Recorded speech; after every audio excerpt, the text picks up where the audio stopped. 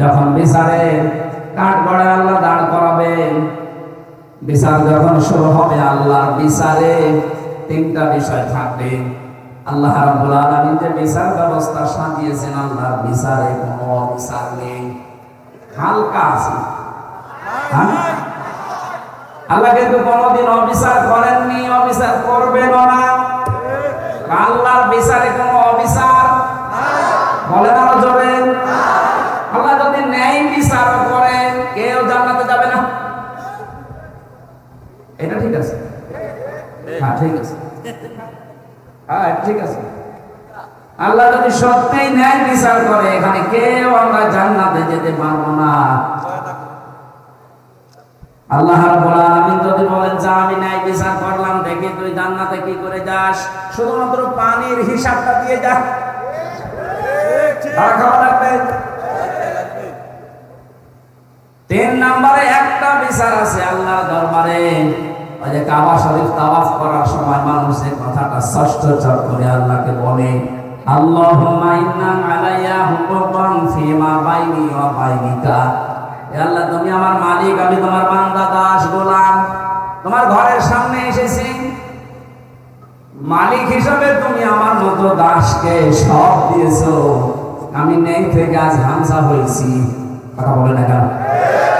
আমি তো উল্লেখ করার মতো কিছু ছিলাম না, সেখান থেকে তুমি আমাকে আজ হামজা বানিয়েছো, কিন্তু তুমি আমার মালিক হিসাবে আমার মতো গোলামের কাছে এই ভৃত্য চাকর দাস যাই বলেন আমার কাছে তো তুমি কিছু পাবে।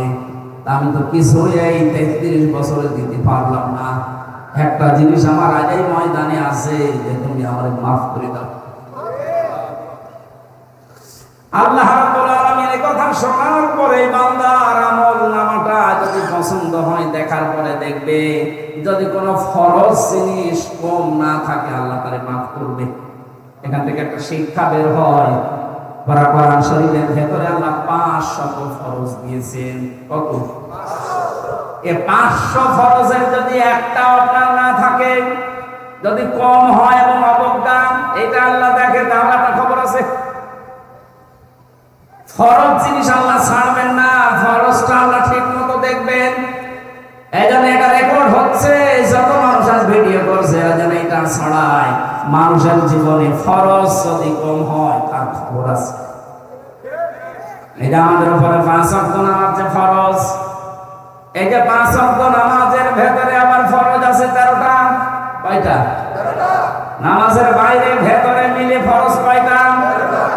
13টা ফরজের একটা ফরজ যদি আপনার আদায় হয়নি, 12টা আদায় হয়েছে, সওয়াব হবে 11টা।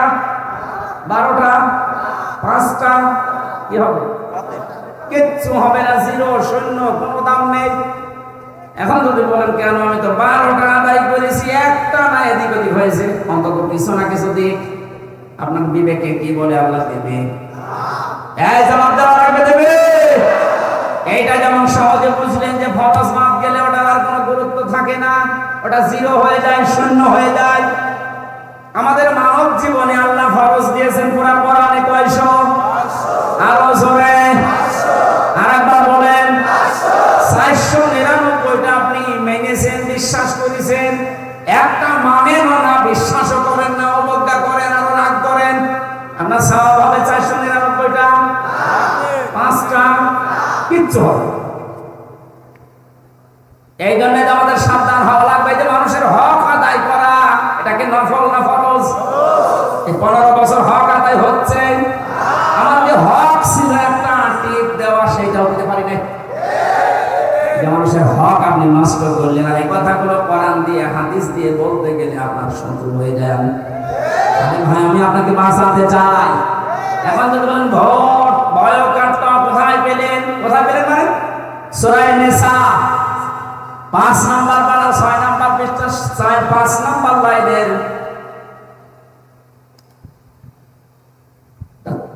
57-58 নম্বর আয়াতে আছে।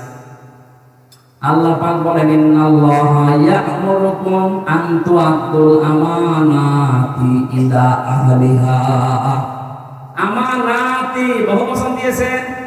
যদি বিশ্বাস করতে মনে কেমন লাগে তাহলে তাফসীর ইবনে কাসির আর মারিফুল কোরআন বাংলাটা নিয়ে আসেন আপনি, তুমি দেখাচ্ছি ওখানে ভয়ঙ্কর লেখা আছে আমানতের ব্যাখ্যায়। ওনার চাইতে আল্লামা শফি মুফতি শফি আপনার যাতে কোরআন কম বোঝে তাই ভোট লিখেছে নাকি? কথা বলেন। আর যে উল্টিয়ে দেন, কোথায় পেলেন ভোট, কোথায় পেলেন রায়?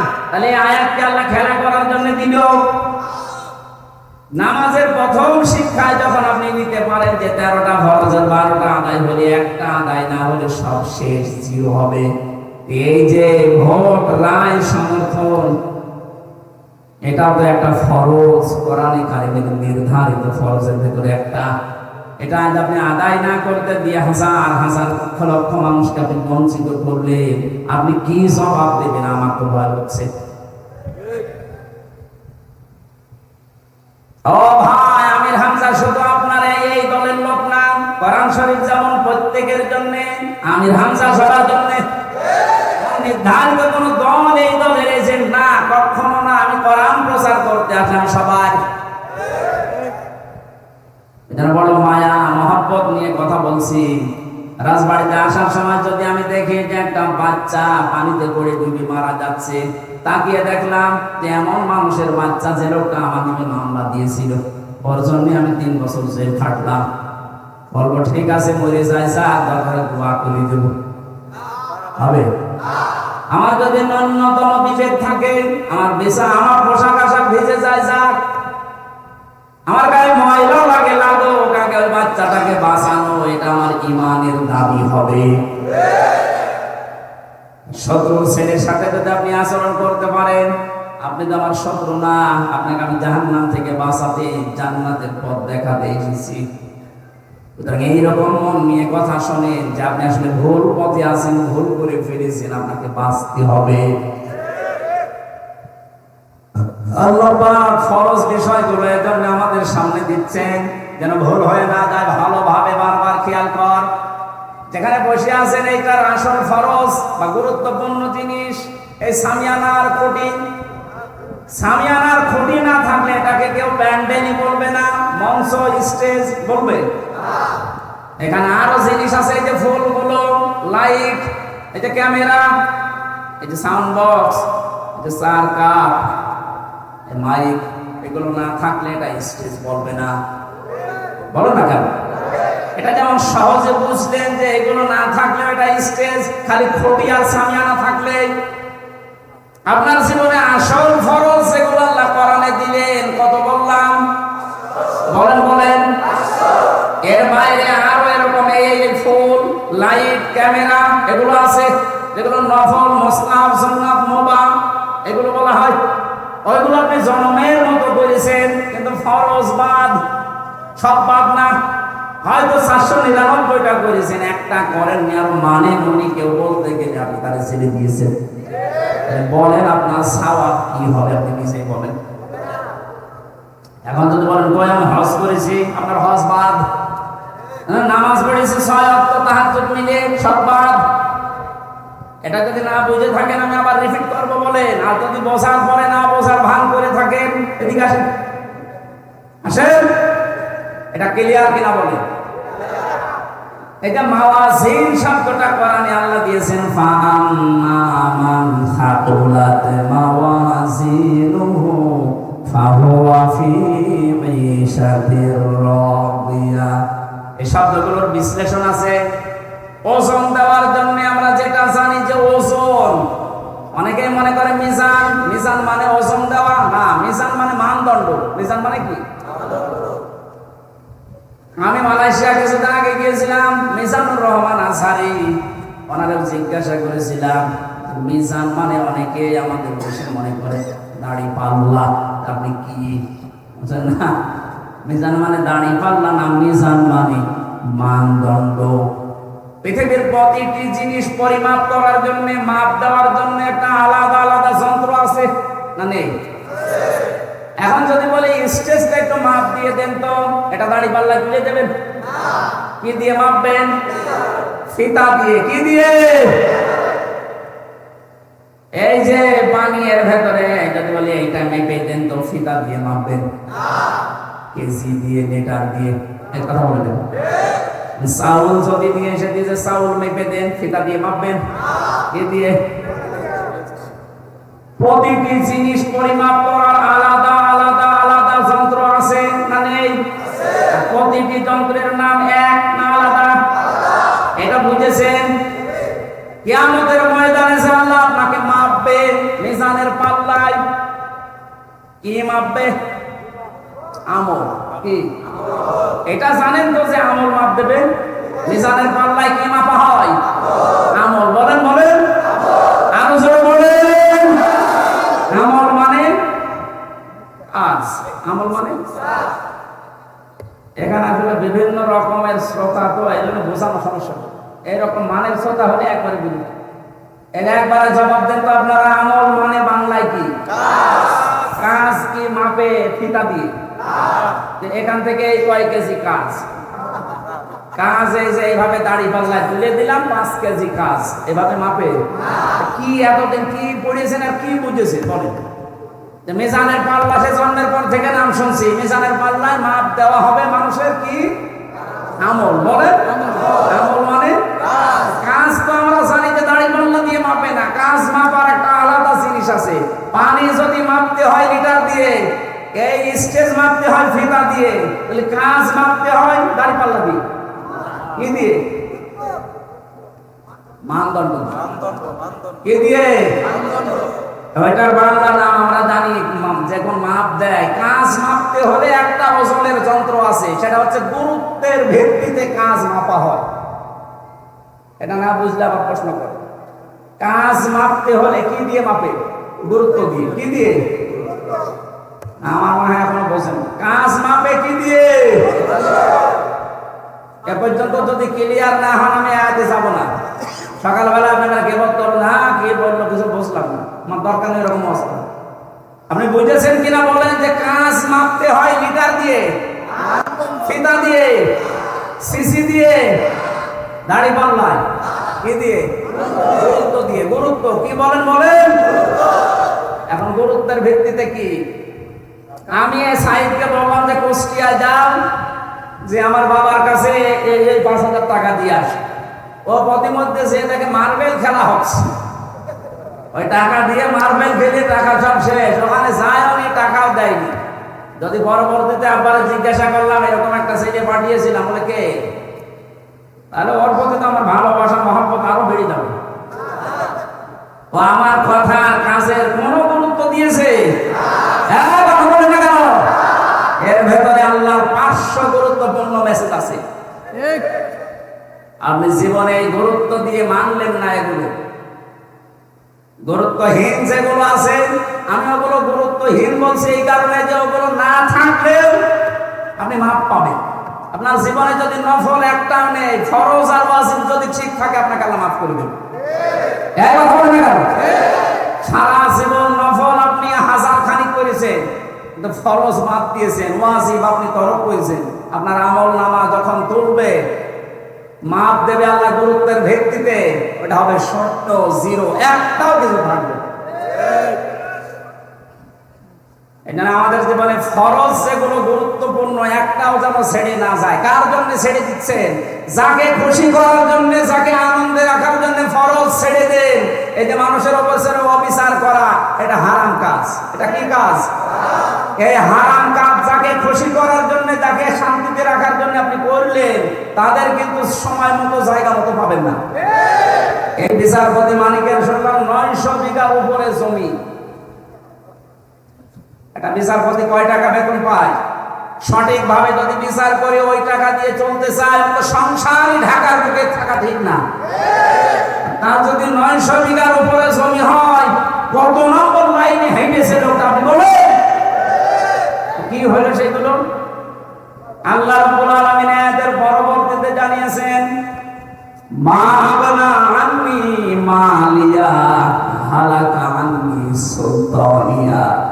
তার মাল সম্পদ, তার এই যে চেয়ার ছিল একটা বিচারপতির, যত কিছু ছিল দুনিয়ায়, একটাও মনে কাছে আসলো না, উপকার করতে পারে না। এমনকি তার যে ক্ষমতা ছিল রায় দেওয়ার, সেটা এখন আর কোনো কাজে নাই, নিজে এখন কাঠ গড়ায়। যে লোকটা হাইকোর্টের বিচারপতি, সে লোকটা এখন ম্যাজিস্ট্রেটের কাছে 5 দিন 10 দিন রিমান্ড মঞ্জুর করাচ্ছে। উকিলরা বলছে এর 10 দিন রিমান্ড দিন, উনি ম্যাজিস্ট্রেট হয়ে একজন বিচারপতির রিমান্ড দিচ্ছে 10 দিন। হালাকা আননি সুলতানিয়া, সুলতান মানে বাদশাহী, চেয়ার, ক্ষমতা, রায়, এগুলো ছিল তার, একটা এখন কাজে আসছে না। আল্লাহ পাক বলেন খুযুহু ফাগুল্লুহু সুম্মাল জাহিমা সাল্লু, ধরকে জাহান্নামের ভেতরে নিয়ে যান, নিয়ে যাওয়ার আগে একটা কাজ কর, সুম্মা ফি সিলসিলাতিন দারুহা সাবউনা দিরান ফাসলুকু, জাহান্নামে ফেলার আগে 70 হাত শিকল দিয়ে বাঁধ, যেন অপমান হয়। এ লোকটার জীবন থেকে এখনো যদি কেউ শিক্ষা নিতে ব্যর্থ হয়, আমার মনে হয় তার কপাল নষ্ট হয়ে গেছে। আল্লাহ যা যা করেছে এই কোরআনে 1500 বছর আগে আমার মনে হয় আল্লাহ বলে দেখেই নাসিল করেছে। দেখেন তো শিকল দিয়ে বাঁধলে যে অপমান হয় মানুষ, কলার পাতায় শুয়ে সেটা বেশ, আবার কোর্টে হাজির করতে কি কত মানুষের নাকানি সোবানি গিয়ে ঘষি খেতে আসে, গাল তো ফিরি। আয়াতগুলো দেখেন তো কিভাবে আল্লাহ সেট করে দিয়েছিলেন। আল্লাহ পাক বলেন কেন এই কথা আমি ওদেরকে এই অপমানজনক কথাগুলো ওদেরকে কেন শোনাচ্ছি নবী জানেন, ইন্নাহু কানা লা ইউমিনু বিল্লাহিল আযীম ওয়া লা ইয়াহুদ্দু আলা তাআমিল মিসকিন। এই মানুষগুলো আমি আল্লাহতে বিশ্বাস করতো না, যতগুলো নাস্তিক তার ভেতরে এই লোকটা 1 নম্বরে, এখনো কয়েকটা আছে মুরগি ছোড়া আছে। ডক্টর জাফর ইকবাল, আরে ডক্টর বললে কোন হবে, আল্লাহর নবীর নাম দিয়ে সুলাইমান নবীর মতো এত বড় পুত পবিত্র নবীর নামেও বই লিখেছে ভূতের বাচ্চা সুলাইমান। এগুলোর জনগণ পায় না, তাই এখন যদি পাই মানিককার মতো বড় বড় দিয়ে নিচ দিয়ে মানুষ ডিএমি দেবে। শয়তান বলে কোথায় আছে তা আল্লাহ ভালো জানে, এর হচ্ছে না। আজকে একটা বর্ডার পার হতে গিয়ে বিএসএফ এর গুলিতে শহীদ হয়ে গেছে। কারণ আল্লাহতে যারা বিশ্বাস করে না এরা শহীদ হতে পারে। শহীদ এই শব্দটা অনেক দামি শব্দ। এই 5 তারিখে যারা স্বাধীনতা অর্জন করে দিল আমাদেরকে জীবন দিয়ে, এদেরকে অনেকে শহীদ বলতে চাচ্ছে না। যারা বলেন না যে এরা শহীদ হয়েছে, কোন সেন্সে আপনি বলেন না বলেন তো? এটা আজকে পানিতে ডুবে 18 জন মারা গেল, এদেরকে যদি আপনি শহীদ বলতে পারেন, দেওয়াল চাপা পড়ে মরলে শহীদ হয়েছে কথা আমরা হাদিসে পেয়েছি। কথা বলে না কেন? তাহলে জালেমের জুলুমের সামনে যারা জীবন দিয়ে দিল, নিজের বুকের তাজা রক্ত দিয়ে চলে গেল, আপনি তাদের শহীদই বলতে রাজি না। এরকম একটা মুক্ত পরিবেশ তৈরি করার জন্য যে মানুষগুলো জীবন দিল, গ্যারান্টি দিয়ে বলছে 100% শহীদ। শহীদদের ব্যাপারে কোনো কথা বলবেন না। ওয়ালা তাকুলু লিমা ইয়ুকতালু ফি সাবিলিল্লাহি আমওয়াত বাল আহইয়াউ ওয়ালাকিন লা তাশউরুন। আল্লাহ পাক বলেন, হে নবী, যারা আমি আল্লাহর জন্য জীবন দিয়েছে মানুষগুলোকে মরে গেছে কথা বলবেন না। আপনার মুখের উপরে নোটিশ জারি করলাম, শুধু আপনি না, ওয়ালা তাকুলু, বহু বছর কেউ বলবে না এই কথা যে শহীদরা মরে গেছে, ওরা জীবিত। ওরা কি? আরো জোরে বলেন। কিন্তু তোমরা টের পাও না, তাই মানুষ যেহেতু কথা মুখ দিয়ে বলে, এই জন্য আল্লাহ মুখের উপরে আগে নোটিশ দিলেন।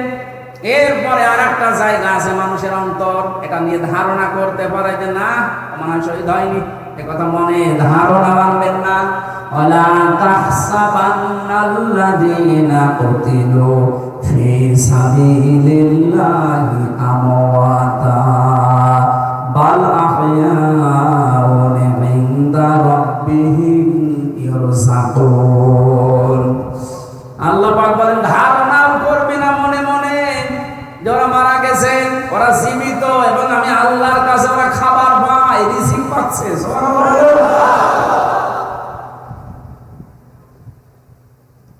আল্লাহতে যারা বিশ্বাস করেন না, এটা যদি বিশ্বাসে আনতে পারতেন যে আল্লাহ একজন আছে, আমাকে এই জামানা ছেড়ে আর একটা জায়গায় যাওয়া লাগবে, আমার হিসাব দেওয়া লাগবে, তার সামনে আপনার জীবন পরিচ্ছন্ন হতে বাধ্য।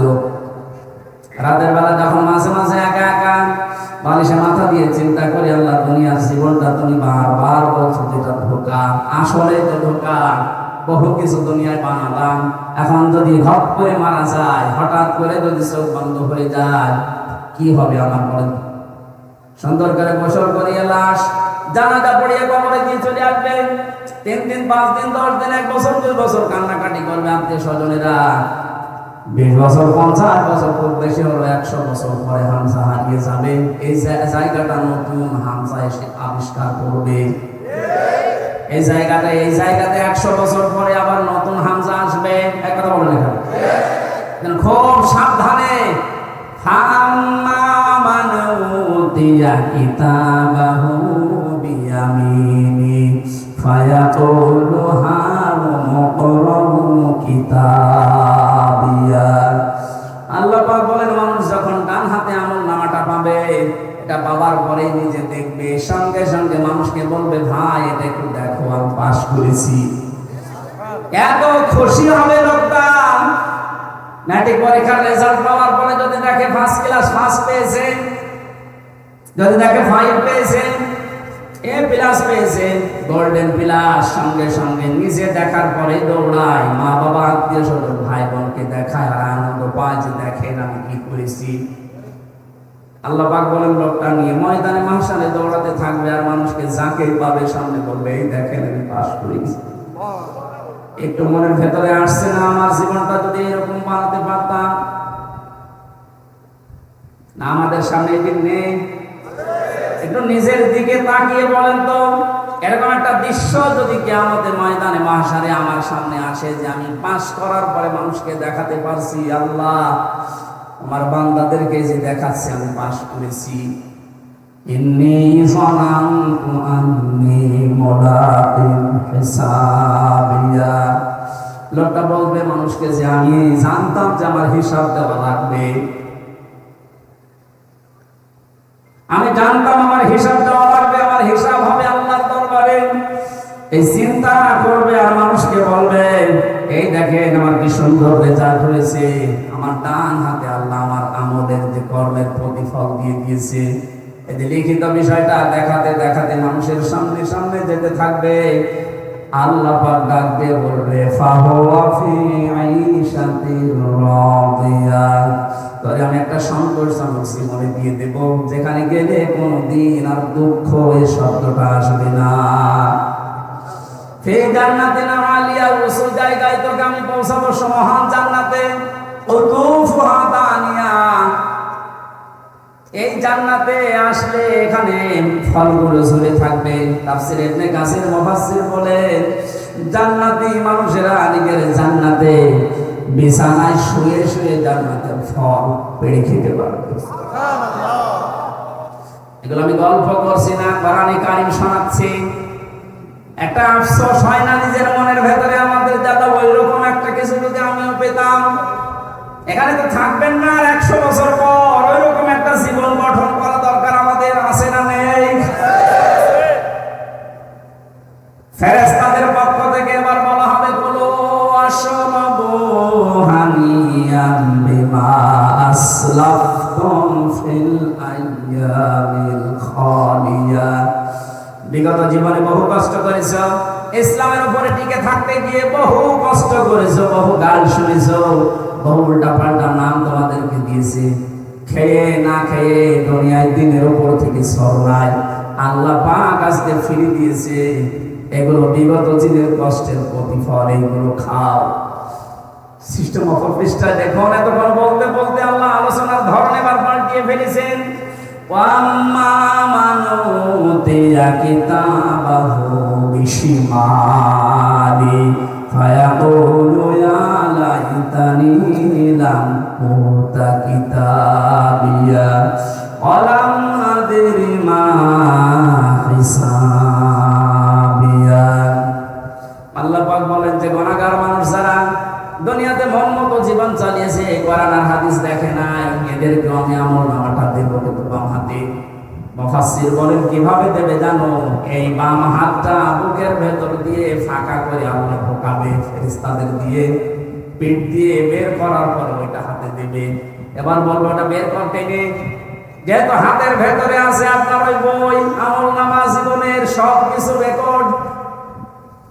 বুকের ভেতর দিয়ে হাত পেছনে যাবার পর ওটা আর বের করতে পারবে না। হাত বের করলে বই টেনে ধরবে। বিশ্বটা সামনে নিয়ে এসে ভাবে যে কত বড় কঠিন অবস্থা আল্লাহ বানিয়েছে ওই সময়টায়। বুকের ভেতর দিয়ে হাত পেছনে দিয়ে বই হাতে ধরিয়ে দেবে, বলবে এবার পড়। আপনি পেছনে তাকাবেন কি করে? লোকটাই কঠিন অবস্থায় বলবে আমার যদি আজ হিসাবই নেওয়া না হতো, আমি বিশ্বাস করতাম না যে আমার সামনে হিসাবের একটা দিন আসবে।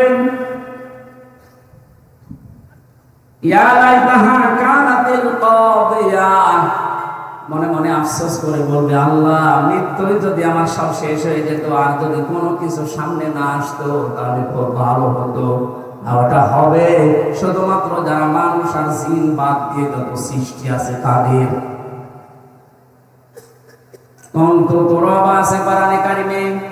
যত সৃষ্টি আছে আল্লাহর প্রত্যেকটা সৃষ্টিকে আল্লাহ ডাক দিয়ে বলবে মাটির সাথে মিশে যাবে। শুধুমাত্র মানুষকে বিচারের কাঠ গড়ায় দাঁড় করিয়ে, হয়তো ডান হাতে নাই বাম হাতে, দুই হাতের কথাই আমরা শুনলাম। আল্লাহ রাব্বুল আলামিন আমাদেরকে যেন ডান হাতে এমন কিছু দেন যার কাজকর্ম দুনিয়ায় করার তৌফিক পায়।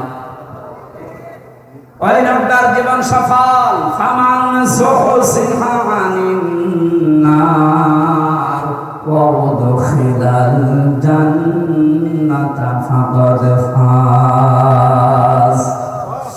আল্লাহ পাক বলেন ওই লোকটার জীবন সফল, যাকে আল্লাহ জাহান্নাম থেকে মুক্ত করে জান্নাতি বলে ঘোষণা দিয়ে ডান হাতে আমলনামাটা ধরিয়ে দেবে। দিন যেহেতু সামনে আমারও আছে আপনারও আছে, প্রত্যেকে এই মুহূর্ত থেকে ওটা যেন আমি পড়তে পারি, মানুষের সামনে পড়লে যেন অপমান আমি বদনা করি, এরকম একটা জীবন গঠন করার তৌফিক কামনা করছি। সবাই ফিরে আসেন আল্লাহর দিকে। সম্মানিত মা বোনেরা, আপনাদের দায়িত্ব যেটা পরিবারে, সমাজে, রাষ্ট্রে, দায়িত্বগুলো পালন করে এমন এমন কিছু ওই কিতাবে দুনিয়াতে লিখে রেখে যান, কিয়ামতে যেন পড়লে আপনি নিজে গর্ববোধ মনে করেন। আল্লাহ আমি সহ যারা এসেছি আমাদের জীবন তুমি এইরকম তৈরি করে দাও, বলেন আমিন। জেলখানাতে সবচাইতে বেশি মামলার আসামি দেখেছিলাম পারিবারিক জীবনের সমস্যায়। 100 জনের প্রায় 70 জন তো হবে। হয়তো বউ মেরে ফেলেছে, না আটা মারা করে ফেলেছে, না যৌতুক চেয়েছে। যে পারিবারিক জীবনে যে ঝামেলাগুলো, গন্ডগোলগুলো মানুষের, এখন যিনি জল্লাদের দায়িত্বে আছে ঢাকায়, বিশেষ করে কাশির উপরে যে ফাঁসি দেয়। আগে তো শাহজাহান জল্লাদ ছিল, এখন ইলিয়াস চট্টগ্রামে বাড়ি। লোকটা 17 বছর ছিল সৌদি আরবে। বিয়ে করার পরে মায়ের সাথে আর বউর সাথে কোনো মিল নেই। মাকে আর বোনকে কিছু দিলেই বউ গরম দেয়, কান্নাকাটি করে চোখের পানি ফেলে দিয়ে বউটা বলছিল, এখন সে বউটা এই কথা কাটাকাটি করতে মেরে ফেলেছে।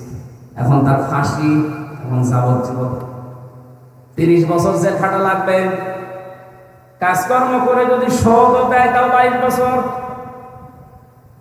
লোকটা আফসোস করে বলছিল, হুজুর আপনি ওয়াজ করেন, বাইরে যদি যেতে পারে একটু সতর্ক করেন, অন্তত স্ত্রীর সাথে পারিবারিক জীবনে যে বিষয়গুলো, স্ত্রীরাও যেন বসে, স্বামীরাও যেন একটু কন্ট্রোল হয়, একটু সাবধান হয়।